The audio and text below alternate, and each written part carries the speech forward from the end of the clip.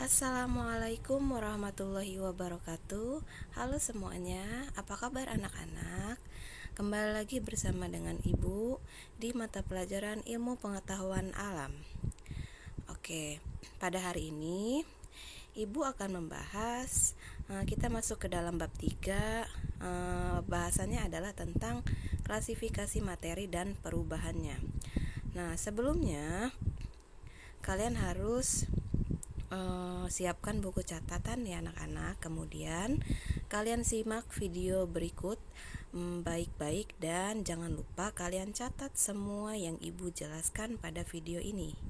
Oke, kita mulai ya anak-anak. Oke, yang pertama ibu akan membahas tentang pengertian materi atau zat. Jadi materi merupakan segala sesuatu yang menempati ruang dan memiliki massa. Jadi segala sesuatu yang bisa menempati ruang dan memiliki massa itu disebut materi. Nah, materi sering juga disebut sebagai zat. Kalian pasti sering mendengar ya. Kalian lebih sering mendengar zat daripada materi kan? Oke, di sekitar kita materi itu dikelompokkan menjadi 3 berdasarkan wujudnya. Ya, yang pertama adalah zat padat. Nah, ciri-cirinya yaitu memiliki bentuk dan volume yang tetap. Contohnya adalah kubus kayu yang berbentuk kotak, jika dipindahkan ke gelas akan tetap berbentuk kotak atau tidak berubah bentuk, dan volumenya juga akan tetap.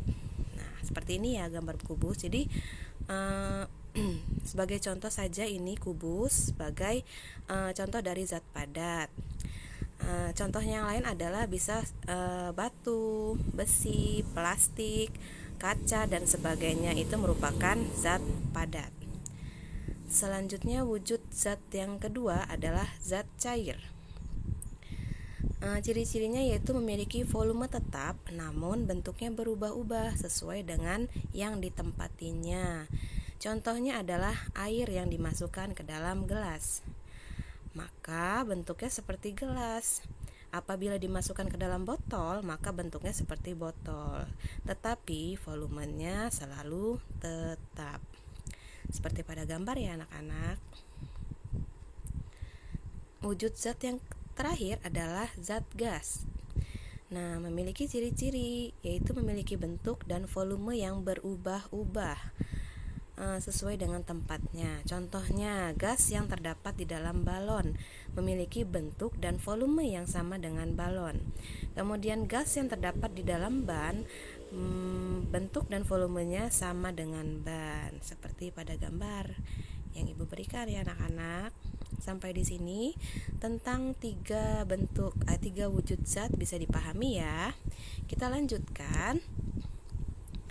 Jadi, setiap zat, baik itu padat, cair, ataupun gas, itu memiliki susunan partikel di dalamnya. Kita bahas dari masing-masing wujud zat ya. Yang pertama adalah zat padat, sering juga disebut dengan zat solid. Seperti ini gambarnya, itu susunan gambar dari susunan partikel zat padat. Nah, sifat partikel zat padat ada 3. Yang pertama, letaknya sangat berdekatan. Bisa kalian lihat pada gambar dari masing-masing partikel yang bulat-bulat warna biru itu merupakan partikel. Nah, pada zat padat ini letak partikelnya sangat berdekatan. Kemudian, susunannya teratur dan rapat. Lalu yang terakhir, gerakannya tidak bebas. Ya, karena susunannya rapat dan berdekatan, maka masing-masing partikel pada zat padat ini tidak dapat bergerak bebas, gitu. Oke, sampai di sini bisa dipahami ya. Selanjutnya kita bahas susunan partikel pada zat cair. Nah, zat cair bisa disebut juga dengan liquid. Seperti ini gambarnya susunan partikel pada zat cair. Tentunya berbeda ya dengan susunan partikel pada zat padat yang sudah ibu jelaskan tadi. Nah, sifat partikel zat cair ada 3 juga. Yang pertama, letaknya berdekatan. Jadi letak partikel, masing-masing partikel itu berdekatan, namun susunannya tidak teratur. Bisa dilihat pada gambar. Letaknya tetap berdekatan, tapi susunannya tidak beraturan. Kemudian gerakannya agak bebas, dapat bergeser dari tempatnya. Contohnya tadi apa zat cair? Yaitu air. Jadi air kan bentuknya mengikuti tempatnya atau wadahnya, maka zat cair dapat bergerak bebas, agak bebas. Seperti itu ya anak-anak. Selanjutnya, susunan partikel pada zat gas. Bisa dilihat gambarnya sangat berbeda dari susunan partikel zat padat dan zat cair ya. Nah, sifat-sifatnya apa aja? Yang pertama, letaknya berjauhan. Bisa dilihat letaknya sangat berjauhan. Kemudian susunannya tidak teratur. Kemudian bergerak acak atau bebas, dapat bergeser dari tempatnya sehingga dapat memenuhi ruang. Contohnya adalah udara. Jadi udara yang di sekitar kita tuh dapat bergerak bebas. Seperti itulah gambar dari susunan partikel gas. Sampai di sini bisa dipahami anak-anak tentang susunan partikel pada zat cair, padat ataupun gas. Oke, bisa kita lanjutkan ya. Nah, selanjutnya setelah kita membahas tentang susunan partikel zat, Ibu akan menjelaskan tentang sifat zat. Nah, sifat zat itu dibagi menjadi dua. Yang pertama ada sifat fisika, yaitu kenampakan suatu zat dari sisi fisiknya atau kenampakan luarnya. Nah, sifat fisika yang terlihat, misalkan wujud, itu ada padat, cair, dan gas. Kemudian bentuknya bulat, persegi, dan sebagainya. Kemudian sifat fisika yang bisa dilihat lainnya adalah warna, bau, dan sebagainya.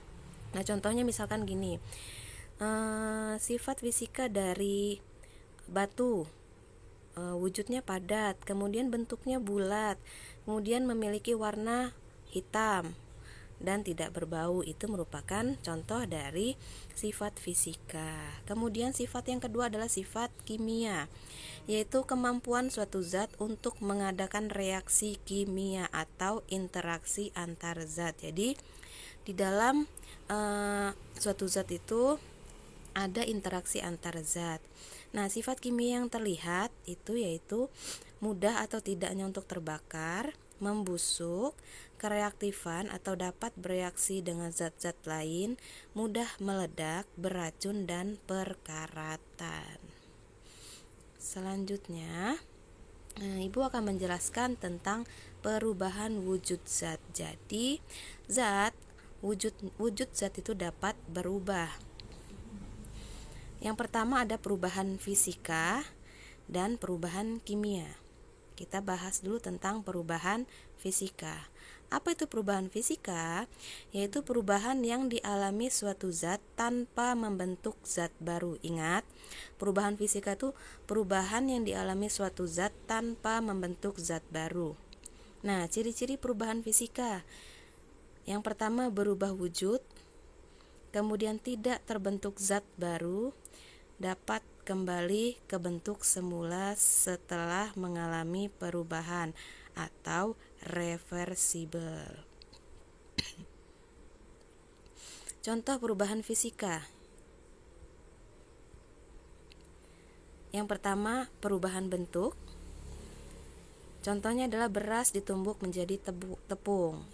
Ya, pastinya kalian pernah melihat ya bentuk beras, kemudian ketika ditumbuk maka akan berubah bentuknya menjadi bulir-bulir yang lebih halus.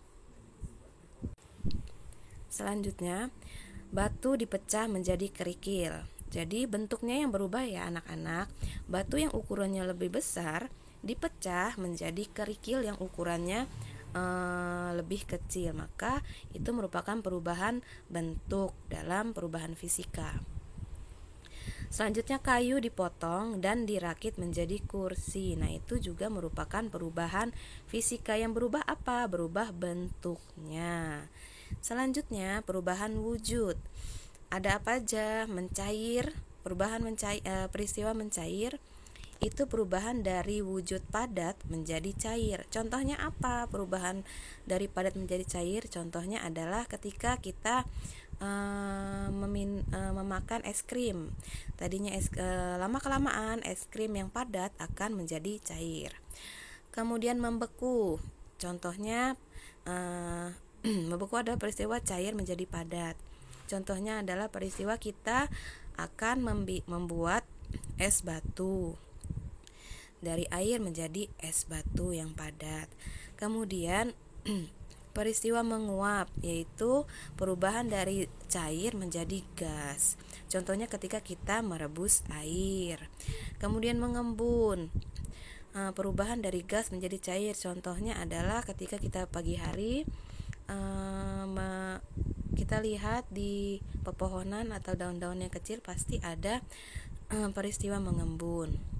Kemudian menyublim, yaitu peristiwa dari padat berubah menjadi gas. Contohnya adalah kapur barus. Ketika kita masukkan ke dalam lemari, awalnya padat, kemudian kalau kita lihat beberapa hari kemudian pasti akan hilang atau berubah menjadi gas. Kemudian deposisi atau mengkristal, yaitu peristiwa perubahan dari gas menjadi padat. Kalian pernah melihat di dalam freezer, ya, di dalam freezer itu sering kali kita menemukan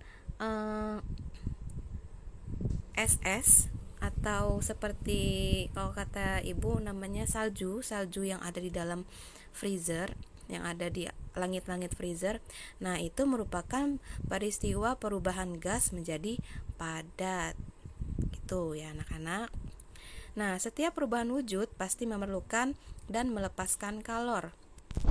Perubahan yang memerlukan kalor apa aja sih? Yang pertama mencair, menguap, dan menyublim. Sedangkan perubahan yang melepaskan kalor yaitu membeku, mengembun, dan deposisi.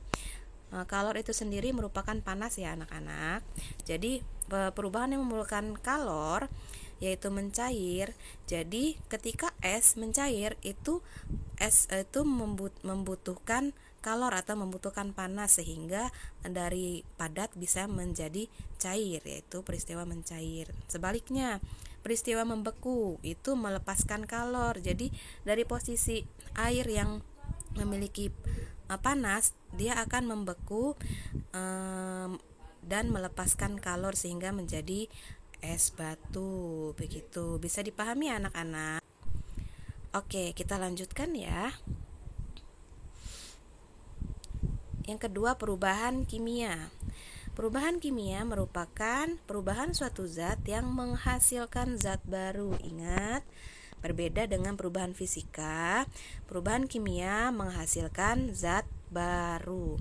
Nah, ciri perubahan kimia adalah terbentuk zat baru, kemudian zat yang berubah tidak akan kembali seperti semula atau, mohon maaf, ibu salah ya. Ini maksudnya yang di dalam kurung adalah irreversible. Ingat ya, irreversible maksud ibu. Nah, dalam perubahan kimia biasanya disertai ciri-ciri berikut. Yang pertama adalah perubahan warna, kemudian perubahan suhu, kemudian terbentuk gas dan terbentuk endapan. Kita lihat apa saja sih contoh perubahan kimia. Yang pertama adalah adanya proses pembakaran. Nah, proses pembakaran ini melibatkan oksigen sehingga api menghasilkan abu, gas, dan panas. Contohnya, kertas yang dibakar akan menjadi abu, kayu yang dibakar akan menjadi arang. Bisa dilihat di gambar ya. Kertas ketika dibakar tentunya karena ada api sehingga menghasilkan abu, kemudian menghasilkan gas dan panas. Nah, ketika kertas dan kayu setelah dibakar, maka abu dan arang tidak akan bisa dikembalikan lagi ke wujud semula, yaitu tidak akan bisa diubah menjadi kertas dan kayu kembali apabila sudah menjadi abu dan arang. Makanya perubahan kimia ini sifatnya irreversible atau tidak dapat diubah menjadi zat awal. Selanjutnya, karena ada proses pemasakan, contohnya memasak beras menjadi nasi, buah yang mentah menjadi matang. Nah, bisa dilihat pada gambar tomat dari mentah menjadi matang. Ketika sudah matang, tomat yang matang tidak akan bisa berubah kembali menjadi tomat yang mentah. Sama seperti nasi, dari beras menjadi nasi, ketika sudah menjadi nasi tidak akan bisa diubah kembali menjadi beras. Contohnya yang ketiga, proses perkaratan atau korosi, yaitu reaksi antara logam, air, dan oksigen. Contohnya adalah besi yang berkarat. Pastinya kalian sudah sering ya melihat benda apapun yang terbuat dari besi, kemudian sudah lama terkena air dan oksigen, pastinya akan berkarat. Selanjutnya, proses pembusukan. Karena organisme mengubah materi menjadi yang tidak diinginkan.